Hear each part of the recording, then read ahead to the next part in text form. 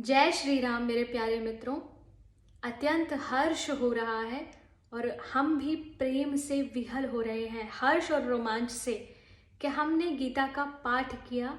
18वें अध्याय का अंतिम श्लोक, 78वां श्लोक, आज दिनांक 8 अप्रैल 2024 अमावस्या के दिन हम पढ़ रहे हैं।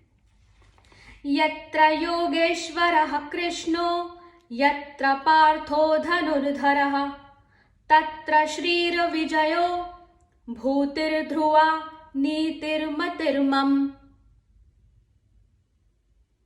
यत्र योगेश्वरः कृष्णः यत्र पार्थः धनुर्धरः तत्र श्रीः विजयः भूति ध्रुवा नीतिः मतिः मम। अर्थात हे राजन, जहां योगेश्वर भगवान श्री कृष्ण हैं और जहां गांडीव धनुषधारी अर्जुन हैं, वहीं पर श्री, विजय, विभूति और अचल नीति है, ऐसा मेरा मत है। श्री कृष्ण को योगेश्वर कहकर और अर्जुन को धनुर्धर कहकर इस श्लोक में संजय ने क्या भाव दिखलाया है? उत्तर है कि धृतराष्ट्र के मन में संधि की इच्छा उत्पन्न करने के उद्देश्य से इस श्लोक में संजय उपयुक्त विशेषणों के द्वारा भगवान श्री कृष्ण का और अर्जुन का प्रभाव बतलाते हुए पांडवों के विजय की निश्चित संभावना प्रकट करते हैं। अभिप्राय यह है कि भगवान श्री कृष्ण समस्त योग शक्तियों के स्वामी हैं। वे अपनी योग शक्ति से क्षण भर में समस्त जगत की उत्पत्ति, पालन और संहार कर सकते हैं। वे साक्षात नारायण भगवान श्री कृष्ण जिस धर्मराज युधिष्ठिर के सहायक हैं, उसकी विजय में क्या शंका है? इसके सिवा अर्जुन भी नर ऋषि के अवतार, भगवान के प्रिय सखा और गांडीव धनुष के धारण करने वाले महान वीर पुरुष हैं।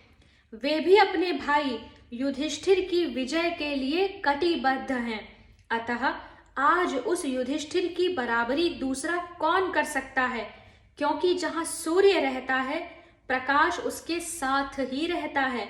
उसी प्रकार जहां योगेश्वर भगवान श्री कृष्ण और अर्जुन रहते हैं, वहीं संपूर्ण शोभा, सारा ऐश्वर्य और अटल न्याय, ये सब उनके साथ साथ रहते हैं। और जिस पक्ष में धर्म रहता है, उसी की विजय होती है। अतः पांडवों की विजय में किसी प्रकार की शंका नहीं है। यदि अब भी तुम अपना कल्याण चाहते हो, तो अपने पुत्रों को समझाकर पांडवों से संधि कर लो। ओम तत्सदिति श्रीमद्भगवत गीता सूपनिषत्सु ब्रह्म विद्यायां योग शास्त्रे श्री कृष्णार्जुन संवादे मोक्ष संन्यास योगो नामाष्टादशो अध्यायः। श्रीमद् भगवद गीता आनंद चिदघन षडेश्वर्यपूर्ण चराचर वंदित परम पुरुषोत्तम साक्षात भगवान श्री कृष्ण की दिव्य वाणी है। यह अनंत रहस्यों से पूर्ण है। परम दयामय भगवान श्री कृष्ण की कृपा से ही किसी अंश में इसका रहस्य समझ में आ सकता है। जो पुरुष परम श्रद्धा और प्रेममयी विशुद्ध भक्ति से अपने हृदय को भरकर भगवत गीता का मनन करते हैं, वे ही भगवत कृपा का प्रत्यक्ष अनुभव करके गीता के स्वरूप का किसी अंश में झांकी कर सकते हैं। अतएव अपना कल्याण चाहने वाले नर नारियों को उचित है कि वे भक्तवर अर्जुन को आदर्श मानकर अपने में अर्जुन के से दैवी गुण का अर्जन करते हुए श्रद्धा भक्ति पूर्वक गीता का श्रवण, मनन, अध्ययन करें एवं भगवान के आज्ञा अनुसार यथा योग्य तत्परता के साथ साधन में लग जाएं। जो पुरुष इस प्रकार करते हैं, उनके अंतःकरण में नित्य नए नए परमानंददायक अनुपम और दिव्य भावों की स्फुरनाएं होती रहती हैं तथा वे सर्वथा शुद्ध अंतःकरण होकर भगवान की अलौकिक कृपा सुधा का रसास्वादन करते हुए शीघ्र ही भगवान को प्राप्त हो जाते हैं। श्री हरि। महाभारत में श्री गीता जी का महात्म्य। गीता सुगीता कर्तव्या किमन्ये शास्त्र संग्रहे या स्वयं पद्मनाभस्य मुख पद्माद्विनिःसृतः।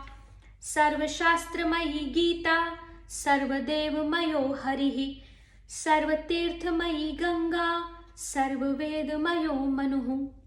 गीता गंगा च गायत्री गोविंदेति हृदये स्थितिः। चतुर्गकार संयुक्ते पुनर्जन्म न विद्यते।